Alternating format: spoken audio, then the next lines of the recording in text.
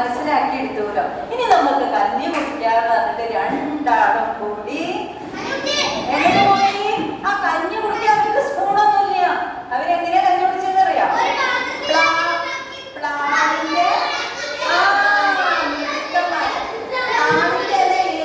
ഇതാക്കി ഒരു പ്ലാവില കുമ്പിളുണ്ടാക്കി രണ്ടാളും കഞ്ഞി കുടിച്ച് സന്തോഷമായി.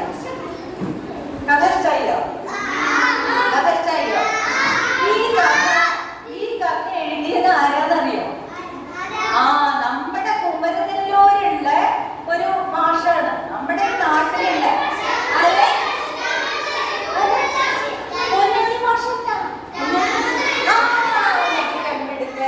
രാമകൃഷ്ണൻ കുമരനെല്ലൂർ എന്ന പേരിൽ അറിയപ്പെടുന്ന കുട്ടികൾക്കൊക്കെ ആയിട്ടുള്ള നല്ല നല്ല കഥകളും കവിതകളൊക്കെ എഴുതുന്ന ഒരു മാഷ്.